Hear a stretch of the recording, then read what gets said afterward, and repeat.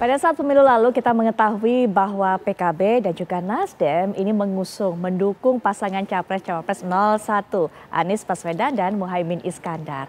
Nah, belakangan ketika Presiden dan juga Wakil Presiden terpilih ini jatuh kepada Prabowo Subianto dan juga Gibran Rakabuming Raka, dua partai ini deklarasi untuk bisa memberikan dukungan. Nah, kabarnya bukan hanya dukungan yang diberikan, bukan hanya dukungan yang disodorkan, tapi juga sejumlah nama untuk bisa mendapatkan kursi di kabinet dari Prabowo Subianto mendatang untuk bisa menjadi menteri. Benarkah? Bagaimana dengan posisi tawar dari dua partai ini, PKB dan juga Nasdem? Kita akan bahas mengenai hal ini, sudah hadir di samping saya. Akan memberikan pandangan politiknya Mas Henry Satrio atau kita biasa panggil akrabnya Mas Hensat. Assalamualaikum warahmatullahi wabarakatuh, Mas Hensat. Baik, selain Mas Hensat juga sebagai narasumber lainnya sudah terhubung kita via daring. Perwakilan dari Nasdem sudah ada juga yaitu Pak Hermawi Taslim. Selamat malam Pak Hermawi Taslim. Malam. Baik, nanti kita juga akan mendengarkan bagaimana pandangan dari PKB. Kita masih akan terus tunggu untuk bergabung Pak Syaiful Huda dan juga partai yang sudah memberikan dukungan sejak lama dari ataupun juga bagi Prabowo Subianto dan juga Gibran Rakabuming Raka, perwakilan dari Gelora yaitu Pak Mahfud Siddiq. Tapi sepertinya sudah hadir secara daring juga Pak Syaiful Huda. Assalamualaikum warahmatullahi wabarakatuh. Selamat malam Pak Huda. Malam Mbak. Baik. Ya. Malam Mas Huda, malam Pak Hermawi. Baik, nah ini langsung saja kita berikan kesempatan baik kemudian kepada Pak Hermawi Taslim, kemudian juga Pak Syaiful Huda karena yang kita dapatkan informasinya PKB, Nasdem sudah sodorkan nih menteri-menteri nanti ditawarkan kepada Pak Prabowo Subianto. Silakan mungkin dari Pak Taslim terlebih dahulu, semuanya sejauh apa bentuk dukungan yang diberikan oleh Nasdem termasuk juga hitung-hitungan soal jabatan kursi menteri ini. Silakan Pak. Ya, jadi memang sejak pengumuman KPU kami partai yang pertama yang mengakui kemenangan pemilihan umum Pak Prabowo, karena bagi kami setiap pertandingan itu ada akhirnya, setiap kompetisi itu ada endingnya dan kita harus move on sebagai bangsa. Demikian juga setelah pengumuman MK, kami sebagai koalisi 01 bersama PKB dan PKS telah berusaha dengan segala cara yang dibenarkan oleh konstitusi, tapi faktanya kami tetap tidak bisa menang. Untuk itu dalam semangat kebangsaan, dalam semangat sportivitas sebagai konsekuensi dari pengakuan kita terhadap berbagai bentuk aturan permainan dalam KPU, maka kita mengakui kemenangan dari paslon 02. Itu yang kami lakukan. Kemudian ketika Pak Prabowo berkunjung ke Nasdem Tower, terjadi pembicaraan yang familiar dalam semangat kebangsaan.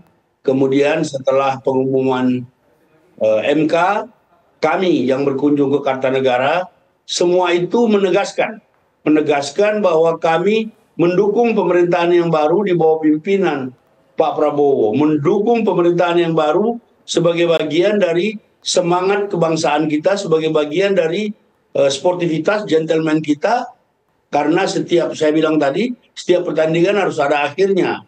Nggak bisa kita terus-menerus dalam semangat, kalau kita kalau kita tidak mengakui, kita berguling-guling, nangis setiap hari, memang hasil pemilu berubah juga kan tidak. Nah, tentang tadi yang Anda katakan, menyiapkan diri menjadi menteri dan segala macam, itu masih terlalu jauh.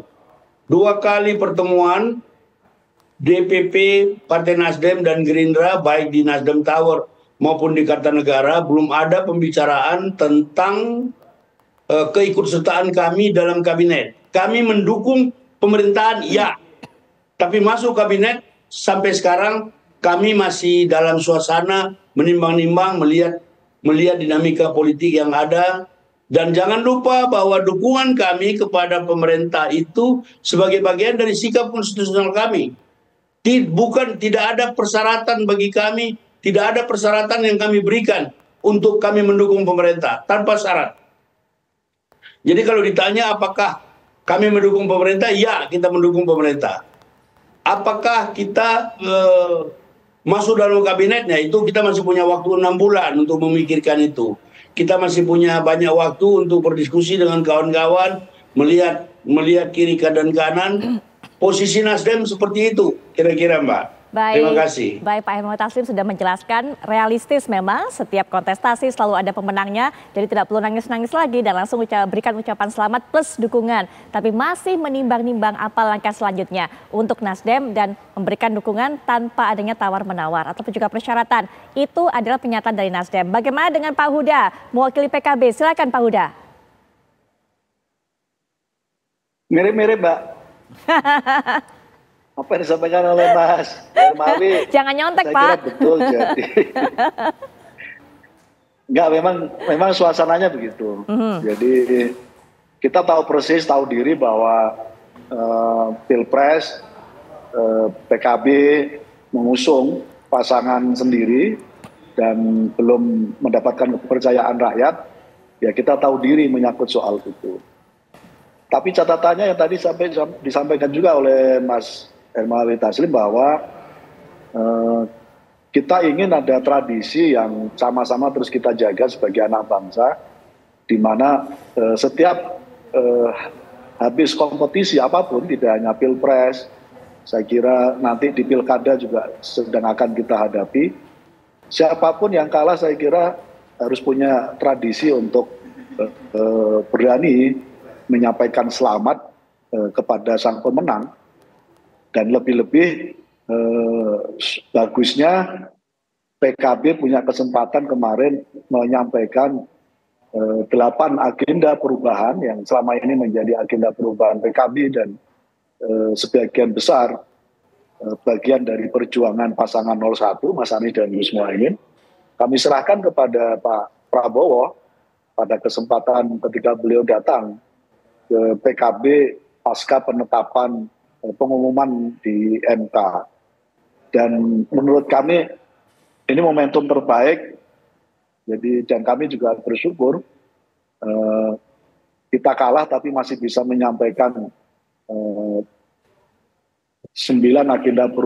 agenda perubahan dan diterima secara baik oleh Pak Prabowo. Jadi kalau soal bagi-bagi kabinet sama tadi, jadi sama sekali belum ada bahasan terkait dengan itu. Itu kita serahkan sepenuhnya kepada Presiden terpilih. Kita yakin pengalaman panjang, kita menempatkan asumsi yang saya kira positif kepada Pak Prabowo sebagai Presiden terpilih. Kita beri kesempatan beliau untuk menyusun kabinet terbaiknya. Dan sekali lagi PKB tidak menjadi bagian untuk kira-kira mengusulkan atau apa.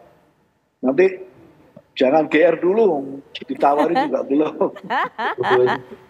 Baik, Nasdem dan PKB mengaku nggak GR, jadi memberikan dukungan tanpa syarat. Tapi kemudian bagaimana pandangan dari partai yang sudah memberikan dukungan kepada Presiden dan juga Wapres terpilih ini sejak lama, yaitu Partai Gelora. Ada Pak Mahfud Siddiq sudah bersama kita. Assalamualaikum warahmatullahi wabarakatuh. Selamat malam, Pak Mahfud.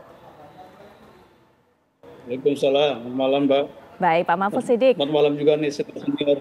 Iya, Pak Mahfud Siddiq, bagaimana melihat manuver dua partai yang tadinya berseberangan, sekarang merapat Pak? Memang tadi mengakunya belum berbincang ataupun belum berencana untuk bisa menyodorkan nama-nama untuk bisa duduk di kabinet. Tapi Pak Mahfud Siddiq dari Gelora, jangan-jangan kemudian partai pendukung yang lainnya nih yang sudah lama bersama Pak Prabowo dan juga Mas Gibran bisa agak-agak kurang jatahnya gara-gara partai lawan ini merapat Pak? Iya.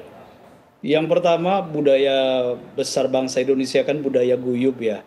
Jadi ketika pemilu sudah selesai, kemudian partai atau calon yang saling berkontestasi sebelumnya, kemudian saling ketemu, saling bertukar pikiran, saling mencari titik temu. Saya kira itu sesuatu yang sangat wajar, lumrah, dan ya sangat Indonesia karena sesuai dengan kultur besar kita gitu. Jadi itu yang pertama. Yang kedua, saya kira Pak Prabowo dan Mas Gibran sebagai capres-cawapres yang kami dukung, itu juga berkali-kali menyatakan bahwa Pilpres ini adalah kontestasi untuk mencari pemimpin yang didukung oleh masyarakat Indonesia. Begitu terpilih, maka kita harus menjadi pemimpin seluruh rakyat Indonesia. Saya kira semua partai ini kan bagian dari masyarakat Indonesia ya yang mengkonsolidasi diri sebagai kekuatan atau organisasi politik.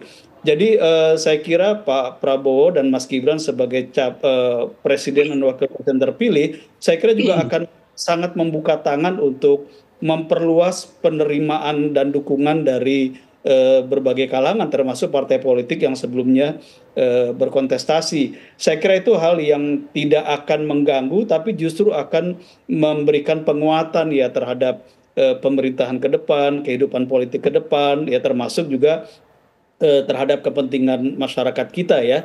Karena kan kita punya pengalaman pahit ya 2019 pasca Pilpres terjadi polarisasi yang berkepanjangan ya dan saya kira semua partai politik juga pasti memiliki pemikiran yang sama bahwa tidak ingin mengulangi polarisasi yang pernah kita alami dan itu sangat tidak enak. Baik Pak Mahfud. Mas Hensat, ini kok sepertinya partai pendukung bisa warm welcome gitu, menyambut dengan sukacita kedatangan partai-partai yang tadinya berseberangan nanti Mas Hensat. Termasuk juga kalau Pak Hermawi Taslim mengatakan memberikan dukungan kok, nggak ada syaratnya. Bener nggak sih Mas? Ya. Nanti kita akan lihat bagaimana posisi tawar dari PKB dan juga tentunya Nasdem sesaat lagi. Kita akan lanjutkan kembali perbincangan. Kalau kita lihat di segmen awal tadi, Mas Hensat, kok kayaknya adem ayem ya? Semua seia sekata. Yang kalah memberikan selamat dan katanya memberikan dukungan tanpa syarat. Yang menang sepertinya juga langsung menyampaikan pelukan selamat datang dengan begitu terbuka dan begitu hangat, Mas Hensat. Ini enaknya kalau sebuah perbincangan dihadiri oleh para calon menteri. Dapat bocoran nih kita nih. Jadi nggak ada yang nyerang kan, nanti bakal ketemu di kolekan mudah-mudahan. Jadi kalau misalnya mereka nanti ketemu di kabinet kan nggak bisa engkal-engkalan dari sekarang. Nah, memang sebetulnya kalau Nasdem dan PKB tidak masuk ke pemerintahan pun, kalau dihitung kemudian oposisi tetap saja koalisi Prabowo lebih besar daripada koalisi pasangan 01 dan 03. Walaupun sudah ditambah P3 nantinya ya, kelihatannya sih masih unggul walaupun tipis. Tapi itu akan seru banget gitu. Nah, kalau yang disampaikan oleh PKB dan Nasdem kejadian itu keren banget. Jadi artinya selamat gitu ya. Tapi kalau nggak masuk ke kabinet juga nggak apa-apa gitu ya. Bener nggak gitu kira-kira Mas Hensat? Nah itu kan kecil kemungkinannya ya. Karena pasti Pak Prabowo kan udah bilang tuh kemarin. Kalau yang mau gabung ayo. Kalau yang nggak mau gabung jangan ganggu kita nih. Betul. Jadi artinya kalau sinyalemen itu digunakan, PKB dan Nasdem akan dibutuhkan jasanya di parlemen, sehingga sangat mungkin kemudian mendapatkan kursi-kursi kementerian. Dan jangan hanya dilihat kursi menterinya kan ada wakil menteri, kemudian juga ada kepala badan. Betul. Tapi apa yang disampaikan hari ini menurut saya itu keren banget. Jadi artinya saya dukung pemerintah, tapi nggak masuk juga nggak apa-apa. Gitu. Itu artinya memang sudah bersiap kompetisi baru gitu. Jangan sampai kemudian kemarin kompetisinya sudah selesai, bersiapnya untuk kompetisi selanjutnya dan harus masuk ke pemerintahan supaya sumber dayanya juga gemuk, sumber dayanya juga banyak gitu. Kan jadi oposisi itu nggak mudah.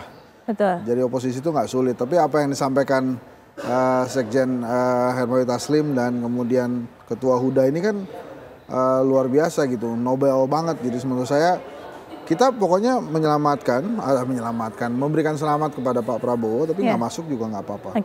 Nah, ini agak susah dimengerti sebetulnya di dalam politik ya, karena biasanya kalau mendukung pasti ingin sekali mendapatkan hasil, mau 1 kursi, mau 2 kursi kayak yang penting. Ada barternya tuh ya? Ya dapet lah gitu ya. Nah itu yang menarik. Dan apa yang disampaikan Pak Mahfud Siddiq juga keren juga gitu ya, boleh aja, silakan aja bergabung. Nah ini yang nggak kita tahu nih ya. Di sini kan oke mereka, tapi lobby-lobby jalan terus ke Pak Prabowo, ke presiden terpilih, baik itu dari yang sudah mendukung dari awal maupun yang baru datang. Jadi artinya yang mendukung dari awal itu kan pastinya juga tidak ingin kehilangan kursi. Jadi intinya Mbak Putri, 3 orang narasumber kita ini, para calon menteri lagi main drama kalau menurut saya. Jadi nggak sungguh-sungguh menyampaikan apa yang ada di benaknya secara politik gitu ya. Pak Hermawi dibilang main drama sama Sensa, sedang berakting ini, bukan sungguh-sungguh. Pasti di belakangnya juga sudah mulai lobby-lobby ke Pak Prabowo. Pak Hermawi silakan. Ya, kalau pengamat kan harus demikian. Kalau enggak bukan pengamat dia. Jadi sekali lagi saya tegaskan, bahkan waktu kami di Kartanegara ada yang nyeletuk, loh ini sudah 1 jam bicara, kok Nasdem tidak minta apa-apa. Sekali lagi, pengalaman kami bersama pemerintahan Jokowi 2 kali, kami tidak pernah minta. Tapi ketika ditawarkan dan kebetulan kita punya kader yang pas, kita serahkan. Jadi sekali lagi ini bukan basa-basi, memang tradisi Nasdem. Nasdem itu mencoba membangun demokrasi kita dengan semangat baru tanpa mahar.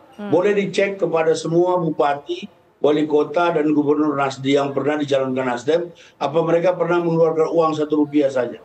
Bahkan materainya pun kita tanggung. Jadi ini bagian dari semangat kami untuk itu. Sekali lagi kita katakan bahwa kita sebagai bangsa harus move on. Pak Prabowo mengatakan elit harus bersatu. Saya kira itu ada benarnya. Kita mesti tunjukkan satu kata dan perbuatan. Dengan segala konsekuensinya kita coba membesarkan bangsa ini. Semua potensi harus disatukan untuk menghadapi dunia global yang semakin kompetitif. Baik. Jadi tidak boleh ada yang ditinggalkan di Republik ini. Semua harus diajak. Tapi kalau nggak mau itu lain cerita lagi. Tetapi orang yang tidak mau diajak dalam pemerintahan juga, mungkin dia bisa memberi kontribusi kepada bangsa dengan caranya sendiri. Dan sikap itu pun harus dihormati. Baik. Jadi menurut saya kita jalan saja dalam semangat keindonesiaan kita. Lalu kita optimalkan talenta kita masing-masing. Kalau Nasdem jelas mendukung tanpa syarat. Dan kita tidak akan pernah meminta, tidak akan pernah meminta apapun dari pemerintah. Itu ini sikap bisa dicatat. Ya, tapi pernyataan dari Pak Hermawi tadi memancing Mas Hensat ingin ngomong langsung Pak ke Pak Hermawi. Silakan Mas Hensat. Jadi Mas Sekjen, desas-desus bahwa Nasdem sudah mengajukan, ini bukan minta ya, mengajukan kan. Desas-desus Nasdem sudah mengajukan angka kursi menteri itu nggak benar ya Pak Sekjen ya? Itu pasti tidak benar, karena baik waktu pertemuan di Nasdem Tower maupun waktu pertemuan di Kartanegara, saya hadir menit pertama sampai menit terakhir, dan kalau ada apa-apa itu kan pasti terdokumentasi. Sekjen pasti ikut tanda tangan. Belum ada sama sekali. Sekali belum ada, itu dipastikan. Pak Sekjen, kira-kira misalnya Presiden Prabowo mengabulkan apa yang diinginkan Nasdem, mendukung tanpa syarat dan akhirnya tidak mendapatkan kursi sama sekali gitu. Jadi dikabulkan keinginan Nasdem, itu kira-kira lebih kecewa atau lebih senang? Sikap kita tidak akan berubah. Sikap kita tidak akan berubah karena kita ingin berbakti kepada bangsa dan negara. Sikap Nasdem itu masih kan berdinamika. Kita masih menunggu sampai bulan Oktober. Yang jelas sekarang yang sudah final itu kami mendukung pemerintah yang existing. Tapi apakah kami akan masuk dalam pemerintahan atau tidak, itu waktu yang akan menentukan. Dinamika dan dialog-dialog kami di internal dan di eksternal yang akan menentukan sikap kami. Tapi sampai sekarang kami mendukung tanpa syarat. Baik, kalau yang ini tadi waktu awal, ya Pak Hermawi, tadi kan waktu awal mirip-mirip kalau katanya Pak Huda. Nah kalau yang ini mirip-mirip juga nggak Pak Huda? Karena kan Pak Muhaimin juga sudah sempat itu keluarkan nama siapa kira-kira yang cocok untuk bisa masuk jadi ke kabinet menteri. Pak Hanif Dakiri termasuk. Ini gimana Pak Huda? Pak Huda sepertinya masih di mute, mohon maaf. Kita masih belum bisa mendengar suara Pak Huda. Oh sorry. Sudah silakan. Itu jokes Gus Muhaimin waktu ditanya teman-teman teman-teman wartawan, termasuk Gus Muhaimin menyampaikan kan, memang ditawarin. Jadi sekali lagi kita beri kesempatan kepada Pak Prabowo untuk menyusun kabinet terbaiknya, termasuk misalnya hari-hari ini isu menyangkut soal mau ada merger kementerian, mau nambah kementerian, termasuk undang-undang kementerian sedang didorong juga masuk di dalam prolegnas di DPR. Kita kasih kesempatan ke beliau, karena prinsipnya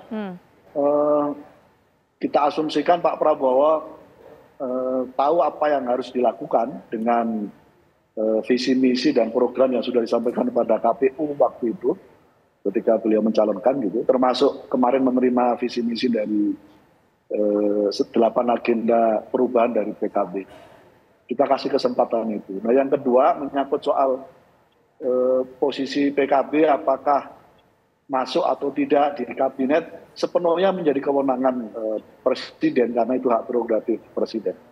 Karena itu teka-teki ini saya kira akan terjawab tanggal 20 Oktober yang akan datang ketika Pak Prabowo sudah dilantik secara resmi sebagai Presiden Republik Indonesia. Ya, tapi kalau Pak Huda tadi Mas Hensat sempat katakan ini akan mungkin ada rencana pemekaran, penambahan jumlah kementerian, berarti kansnya PKB dan Nasdem untuk bisa kebagian juga semakin besar. Tapi mungkin nanti Mas Hensat, kita menuju ke Pak Mahfud Sadiq terlebih dahulu. Pak Mahfud, ini kan kalau kita lihat Partai Gelora sudah lebih dulu untuk bisa memberikan dukungan kepada pasangan Capres-Cawapres terpilih ini. Apakah juga sudah mulai lobby-lobby? Kalau Mas Hensat katakan tadi sudah banyak mulai lobby-lobby kepada Pak Prabowo, begitu kan? Termasuk Nasdem sudah ada desas-desus, walaupun hanya sebatas desas-desus ya, Pak Hermawi mengatakan enggak. Tapi kalau Partai Gelora juga sudah mulai sodorkan nama dan sebagainya, Pak? Ya, tradisi yang dibangun oleh Pak Prabowo dan Mas Gibran di Koalisi Indonesia Maju itu tidak ada lobby antar anggota koalisi, karena semua itu biasanya dibicarakan secara langsung dan terbuka oleh Pak Prabowo, termasuk juga menyertakan Mas Gibran ke pimpinan partai koalisinya, termasuk ke kelompok-kelompok relawan. Dan memang ada beberapa kali pimpinan partai diundang oleh Pak Prabowo, termasuk membicarakan tentang bagaimana pengelolaan pemerintahan ke depan. Walaupun ini belum mengkerucut sampai pada formula finalnya ya, masih ada 6 bulan ke depan. Saya kira masih banyak variabel yang akan menentukan nanti endingnya akan seperti apa ya, termasuk tadi sangat mungkin akan bertambah unsur-unsur yang akan mendukung pemerintahan. Tapi kalau kami misalnya di Gelora, sesuai dengan apa yang disampaikan oleh Pak Prabowo sebagai capres yang kami dukung sejak awal, bahwa memang persatuan ini adalah fondasi bagi bangsa kita. Dan persatuan ini pula menjadi fondasi bagi pemerintahan ke depan. Jadi itu prinsip yang kami pegang. Tetapi memang siapapun unsur-unsur yang nanti akan bergabung, mendukung langsung atau tidak langsung terhadap pemerintahan Pak Prabowo Mas Gibran, ini memang kita harus mengklirkan posisi dan sikap-sikap awal sehingga dia tidak menjadi gangguan atau kerikil dalam sepatu dalam perjalanan berikutnya.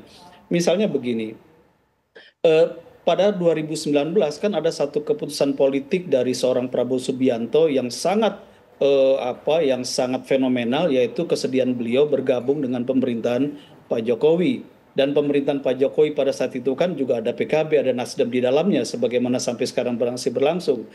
Nah, saya ingat betul dan kita bisa lacak itu dalam jejak digital, ada pihak-pihak yang dulu bersama Pak Prabowo itu mengembangkan narasi bahwa keputusan politik Pak Prabowo bergabung dengan Pak Jokowi sebagai presiden terpilih saat itu adalah sebagai bentuk pengkhianatan politik.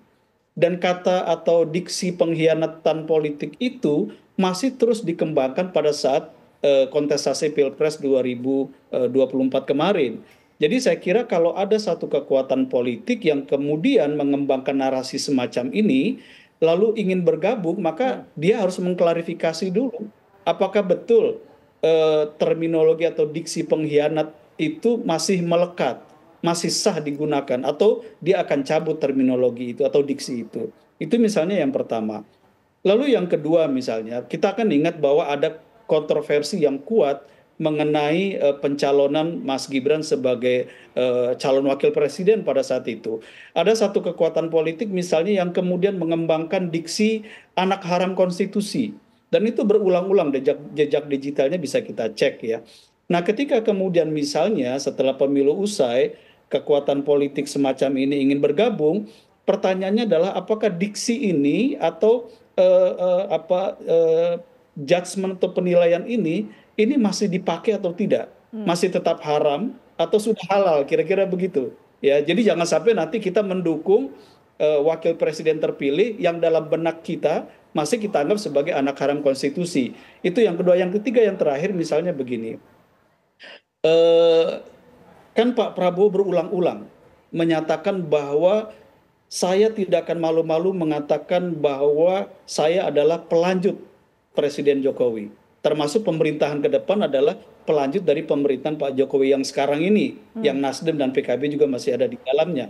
Nah, pertanyaannya adalah, apakah kalau ada kekuatan politik baru yang tidak gabung dalam koalisi 02 akan bergabung, apakah kemudian diksi atau visi narasi yang pernah dikembangkan yang itu kontroversi atau bertabrakan, itu dicabut atau tidak? Misalnya contoh begini, ada partai politik misalnya yang bukan pendukung 02 mengatakan bahwa tidak mendukung perpindahan ibu kota negara dari Jakarta ke ibu kota Nusantara, dan berjanji kalau menang dalam pemilu akan tetap ibu kota di Jakarta. Nah, kalau Pak Prabowo ini merupakan pemerintahan yang melanjutkan kepemimpinan dan program strategis Pak Jokowi, artinya kan Jakarta sebagai ibu kota ini akan kita pindah. Nah, kalau yang semacam ini, apakah dia sudah mencabut narasi atau program politik semacam itu? Saya nggak mau sebut ini partai mana ya. Yang jelas kalau Mas Huda sama Pak Sekjen Nasdem, saya tahu persis posisinya gitu ya. Jadi kita welcome saja sepanjang memang ya apa yang pernah dinarasikan itu diklarifikasi. Oke, kita terima. Semuanya termasuk ibu kota pindah kita terima. Mas Gibran bukan lagi anak haram konstitusi, dan Pak Prabowo ketika bergabung dengan Pak Jokowi bukan pengkhianatan politik. Saya kira kalau itu terjadi, kita ahlan wa sahlan kalau istilah Mas Huda ya. Kita senang semuanya insya Allah. Baik Pak Mahfud Siddiq, kita bergeser ke sisi yang lain, bukan hanya masalah bagi-bagi kursi, tapi masalah unsur mana lagi akan bergabung ke pemerintahan Pak Prabowo nanti. Itu dikatakan Pak Mahfud Siddiq, kalau memang mau bergabung harus ada yang diklarifikasi, statement-statement dicabut, narasi-narasi tersebut dicabut. Nanti Mas Hensat berikan pandangan juga mengenai hal ini, tapi setelah jeda kami segera kembali. Sebelum jeda, Pak Mahfud Siddiq tadi menjelaskan kepada kita Mas Hensat, kabarnya akan ada unsur baru lagi yang mungkin akan merapat lagi ke Pak Prabowo. Asalkan narasi-narasi yang sudah sempat diungkapkan sebelumnya harus dicabut lagi. Termasuk juga nggak setuju kalau ibu kota pindah. Kemudian bicara mengenai anak haram konstitusi dan juga pengkhianat politik. Mas Hensat. Kalau saya sih begini ya, dalam setiap kontestasi, itu kan begitu kontestasinya selesai, ada sebuah slogan ya yang sangat populer tuh. Hampir semua kompetisi selesai. Move on dong. Nah, sebetulnya kata move on ini harus dimengerti buat yang kalah dan juga buat yang menang. Artinya buat yang menang? Ya nggak usah petantang-petenteng juga. Kan nanti ada kompetisi yang baru misalnya. Kemudian lebih banyak merangkul. Karena begini loh. Kalau dalam sebuah kontestasi, yang kalah itu kan sebagai pihak yang mungkin dianggapnya di bawah yang menang ya. Sehingga perlu dirangkul sama yang menang. Artinya dirangkulnya itu secara ikhlas. Gitu. Pernyataan tadi masih belum move on artinya? Saya akan sampai ke sana. Dirangkul itu artinya ayo dong berdiri. Kan masih ada kompetisi selanjutnya. Nggak usah lemes. Tapi bukan berarti juga langsung ditarik masuk gitu ya. Minimal disemangatin gitu. Dan itu terjadi dalam setiap pertandingan sepak bola misalnya, bahkan Sintayong pun memberikan selamat atau semangat kepada anak-anak tim Korea yang dia kalahkan sebagai pelatih timnas Indonesia. Itu kan bagus banget. Jadi kondisinya menurut saya saat ini 02 yang menang itu memang harus memberikan semangat kepada 01 dan 03 untuk bangkit juga. Supaya bisa memberikan kontribusi yang maksimal kepada pemerintahan yang menang. Nah jadi, yang kalah juga begitu. Move on tuh nggak ngegerendeng guling-guling kalau tadi bahasanya Pak Hermawi Taslim ya, memberikan selamat kepada yang menang. Kemudian perkara masuk atau tidak itu urusan belakangan. Menurut saya move on inilah yang harus dimiliki bukan saja yang kalah, tapi juga yang menang. Kalau prasyarat-prasyarat kemudian seperti disampaikan, kalau saya mendengarnya, seperti ada yang belum move on, karena harus diklarifikasi kan. Ini diklarifikasi dulu, itu saya menilainya nggak move on yang menang juga. Mungkin sampai di situ Mas Hensat. Terakhir juga, karena waktu juga sangat terbatas, kami berikan kesempatan kepada 3 narasumber lainnya untuk memberikan pernyataan penutup. Terlebih dulu mungkin Pak Mahfud Siddiq, silakan Pak Mahfud Siddiq. Yang dikatakan oleh Mas Hensat masih belum move on sepertinya, silakan Pak.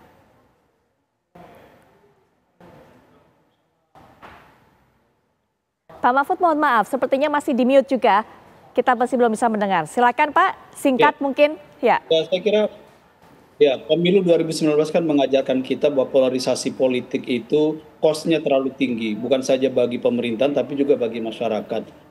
Dan salah satu penyebab dari terciptanya polarisasi politik adalah ketika kontestasi politik itu kita isi dengan narasi-narasi bukan sekedar diksi politik, tapi diksi keagamaan masuk ke dalam kontestasi politik. Kan istilah haram ini kan identik dengan narasi keagamaan ya. Jadi saya kira termasuk khianat itu juga istilah keagamaan yang mungkin bagi politisi itu dianggap sebagai bagian dari permainan retorika kampanye, tetapi bagi akar rumput di bawah itu seringkali punya persepsi yang lebih jauh dan lebih dalam. Itu yang kemudian juga harus difahami. Jadi saya kira karena narasi atau diksi-diksi semacam ini berulang dari waktu ke waktu, maka menurut saya penting untuk kita mengingatkan agar sudahlah nggak usah pakai diksi-diksi semacam itu yang nantinya elitnya sudah kumpul, udah guyub lagi, tapi di bawahnya ini nggak selesai-selesai bertengkarnya dan berpecah belahnya. Saya kira itu pelajaran penting. Saya tidak melihat Nasdem dan PKB, walaupun PKB ini basisnya partai agamis ya, tapi tidak mengembangkan secara kuat narasi-narasi agama dalam retorika dan kontestasi kampanye ini. Baik Pak, terima kasih. Singkat juga dari Pak Huda, silakan Pak Huda. Ya saya kira ini waktu, tadi sampaikan juga oleh Pak Mahfud Siddiq, waktu Pak Prabowo sebagai presiden terpilih untuk menguji coba, nyocokin bagaimana postur kabinet akan dibangun oleh Pak Presiden. Sekali lagi posisi PKB, kita beri kesempatan pada Presiden terpilih untuk membuat formasi atau postur kabinet terbaiknya. Dan kita berharap semuanya semangatnya adalah untuk Indonesia yang lebih baik ke depan. Oke, ya terakhir Pak Hermawi Taslim, silakan singkat Pak penutup. Ya, jadi situasi sekarang ini kan tantangan global semakin kompleks.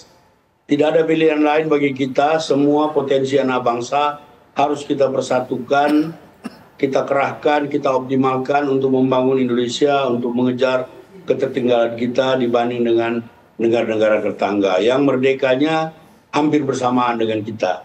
Jadi saatnya kita mengenyampingkan hal-hal yang sekunder, kita utamanya adalah kepentingan bangsa dan negara. Dan disitulah posisi Nasdem berada, saya kira. Demikian. Baik. Terima kasih Pak Hermawi Taslim, terima kasih Pak Syaiful Huda, terima kasih juga Pak Mahfud Siddiq, Mas Heta juga terima kasih. Intinya kita nanti akan dengarkan. Pak Menteri. Baik, sudah disebut-sebut tuh sepertinya sama Sensat. Mungkin juga nanti ada nama salah satu dari narasumber kita ini. Kita akan tunggu. Tapi yang pasti yang kalah harus move on, yang menang juga harus move on.